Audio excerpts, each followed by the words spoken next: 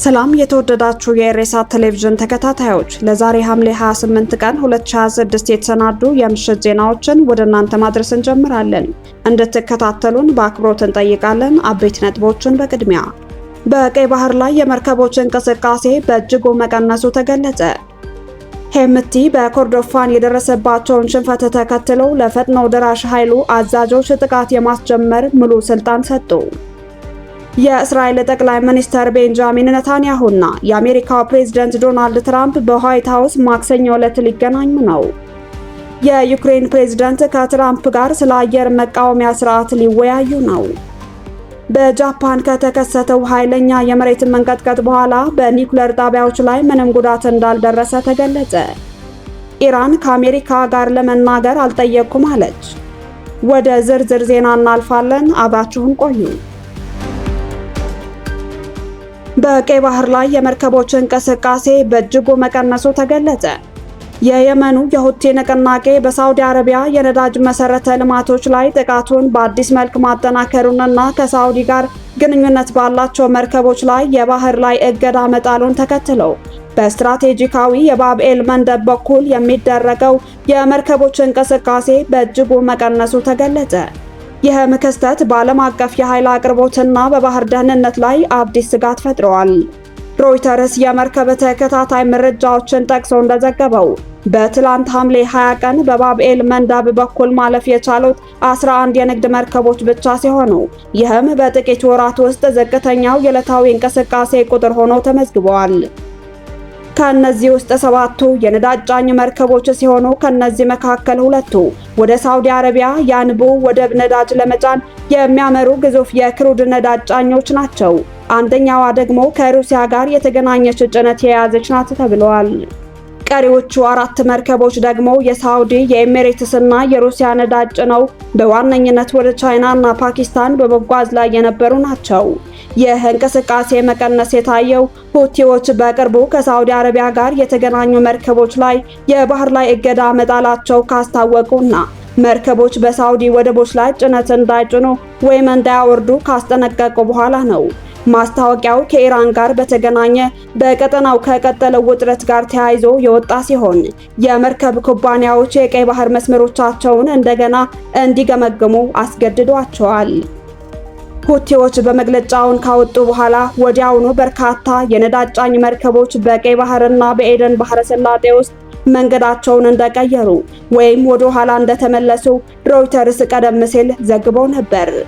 የመሪን ትራፊክ፣ የሉዲስ ሊስት ኢንተለጀንስ፣ የፕለርና የኤልኤስኢጂ መረጃዎች እንደሚያሳዩት በርካታ ወደ ሳውዲ ያመሩ የነበሩ መርከቦች የደህንነት ስጋትን ለማስወገድ ሲሉ ወደ ስዊዝ ቦይ መዞራቸው ወይም አቅጣጫቸውን መቀየራቸውን አመላክቷል።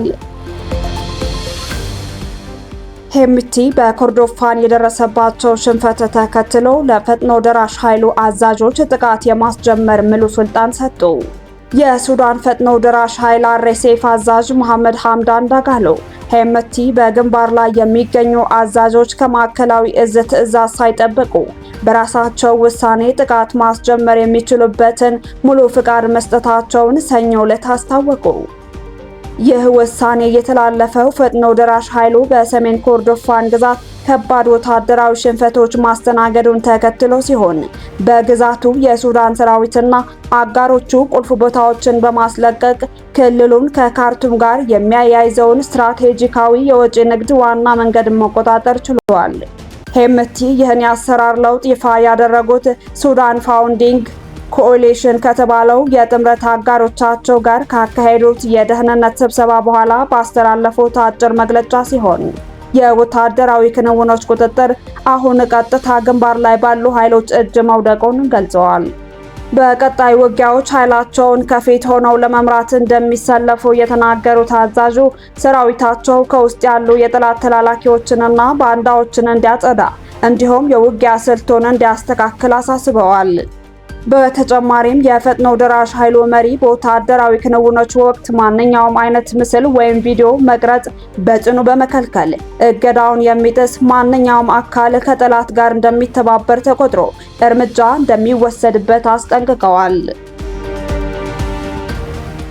የእስራኤል ጠቅላይ ሚኒስትር ቤንጃሚን ኔታንያሁና የአሜሪካው ፕሬዝዳንት ዶናልድ ትራምፕ በዋይት ሃውስ ማክሰኞ ዕለት ሊገናኙ ነው። የስብሰባ ፕሬዝዳንት ትራምፕ ሁለተኛውን የስልጣን ዘመናቸው ከያዙ ወዲህ ለ8ኛ ጊዜ የሚያደርጉት ቢሆንም ባለፉት 5 ወራት ውስጥ ግን የመጀመሪያቸው ነው። ሁለቱ መሪዎች ቀደም ሲል በየ10 ሳምንቱ ልዩነት ይገናኙ እንደነበር ሲታወስ፣ የአሁኑ የቆይታ ጊዜ በሁለቱ ሀገራት ከፍተኛ አመራሮች መካከል ያለውን ስትራቴጂካዊ የልዩነት ስፋት የሚያሳይ ነው ተብሏል። ኔታንያሁ የዋይት ሃውስ ግብዣን ለማግኘት ለሳምንታት ጥረት ሲያደርጉ የቆዩ ሲሆን ጉብኝታቸው በቅርቡ ከዚህ ዓለም በሞት ከተለዩት የሪፐብሊካን ሴናተር ሊንድሴይ ግርሃም የቀብር ስነ ስርዓት ጋር አጋጥመውታል። ሁለቱ መሪዎች ለመጨረሻ ጊዜ የተገናኙት በየካቲት ወር ሲሆን ከዚያ ስብሰባ ከሁለት ሳምንታት በኋላ በኢራን የኒውክሌር የባሊስቲክ ሚሳይልና የፕሮክሲ መዋቅሮች ላይ ያተኮረ ሰፊ ወታደራዊ ዘመቻ በጋራ መክፈታቸው ይታወሳል።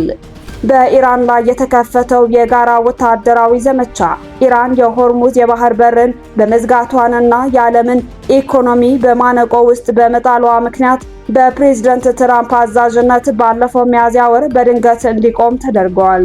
ዘመቻው የተፈለገውን ወታደራዊና ፖለቲካዊ ግብ ሳያሳካ መቆሙ ለኔታንያሁ ያልተጠበቀ ውሳኔ የነበረ ሲሆን በአንጻሩ ለትራምፕ ከፍተኛ የሀገር ውስጥ የኢኮኖሚና የፖለቲካ ዋጋ አስከፍሏቸዋል። የእስራኤል መገናኛ ብዙሃን እንደዘገቡት ኔታንያሁ በዋይት ሃውስ ውይይታቸው በቅርቡ በተሾሙት የኢራን አዲስ ጠቅላይ መሪ ሙጃታባ ኻሜኔኢ ስር ኢራን እየደረገች ያለችውን የኒውክሌርና የወታደራዊ አቅም ማገገሚያ እንቅስቃሴ የሚያሳይ አዲስ የደህንነት መረጃ ለትራምፕ በማቅረብ ወታደራዊ እርምጃ እንደገና እንዲቀጥል ለማሳመን አቅደዋል። ሆኖም ትራምፕን ከዲፕሎማሲያዊ መንገድ መልሶ ወደ ከባድ ወታደራዊ ዘመቻ ማምጣት ከባድ እንደሚሆን ተገምቷል። ሁለቱም መሪዎች ከፊታቸው ለሚጠብቋቸው ወሳኝ ምርጫዎች ማለትም ለእስራኤል የጥቅምት አጠቃላይ ምርጫና ለአሜሪካው የእስከ መካከለኛው ዘመን ምርጫ የሚጠቅሟቸውን ተቃራኒ ስትራቴጂዎች ይዘው ቀርበዋል። ኔታንያሁ በኢራን ላይ ጠንካራ ወታደራዊ እርምጃ በመውሰድ የኒውክሌር ስጋቱን በማስወገድ ይህንን ውጤት መጪውን ምርጫ ለማሸነፍ ለሕዝባቸው እንደ ትልቅ ስኬት ማቅረብ ሲፈልጉ፣ ትራምፕ በበኩላቸው ውጥረቱን በዲፕሎማሲያዊ መንገድ በማርገብ የነዳጅ ዋጋን ማረጋጋትና ለአሜሪካውያን መራጮች የኢኮኖሚ እፎይታ መስጠትን እንደሚሹ ይታመናል። የኔታንያሁ የፖለቲካ ተጽዕኖ በዋሽንግተን ዘንድ ከቀድሞው ጊዜ በእጅጉ መቀነሱ ይታያል። ትራምፕ ከቅርብ ጊዜ ወዲህ የእስራኤልን ፍላጎት የሚጻረሩ በርካታ ውሳኔዎችን አስተላልፈዋል። ከእነዚህም መካከል በኢራን ላይ የተከፈተውን ዘመቻ በድንገት ማቆም፣ ለቱርክ የጦር ጄቶችን ለመሸጥ ፍላጎት ማሳየትና ከሳውዲ አረቢያ ጋር የሲቪል ኒውክሌር ስምምነት መፈረም ይገኙበታል። በዚህ ስብሰባ ኔታንያሁ አሜሪካን እንደገና ወደ ጦርነት እንድትገባ ማሳመን ባይችሉ እንኳ ሌሎች አማራጭ ስትራቴጂካዊ ግቦችን ለማሳካት ይሞክራሉ። በዋናነት የዲፕሎማሲው መንገድ ካልሰራ እስራኤል በራሷ አቅም በኢራንና በሂዝቦላህ ላይ ወታደራዊ እርምጃ እንደምትወስድ ከአሜሪካ ፍቃድ ማግኘት እንዲሁም አሜሪካ ከሳውዲ ጋር የጀመረችውን የኒውክሌር ትብብር ከእስራኤል ጋር ግንኙነት የመመስረት እቅድ ሁኔታ ጋር ማያያዝ ዋነኛ ዓላማዎቻቸው ናቸው። ከዚህም በተጨማሪ ሐማስና ሂዝቦላህ በሊባኖስና በጋዛ የተቀመጡትን የሰላም ማዕቀፎች ካፈረሱ አሜሪካ ወታደራዊ ምላሽን እንድትደግፍ የጋራ ስምምነት መፍጠርም ሌላኛው የትኩረት አቅጣጫ ነው።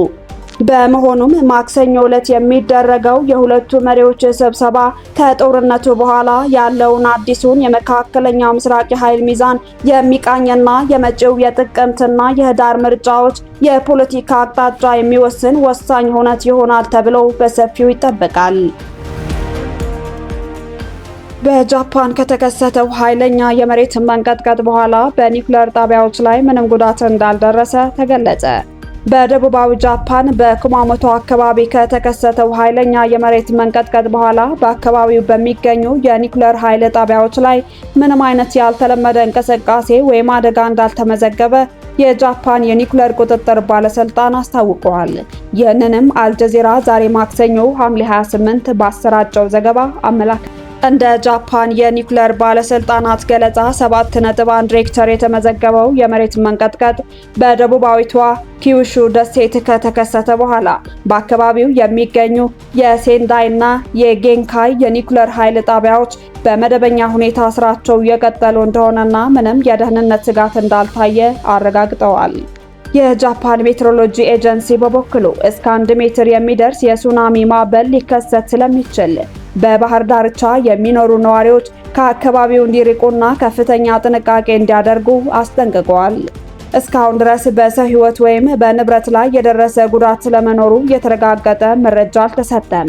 ሆኖም በኩማሞቶ ከ40 ሺህ በላይ ቤቶች ከኤሌክትሪክ አገልግሎት ተቋርጠዋል።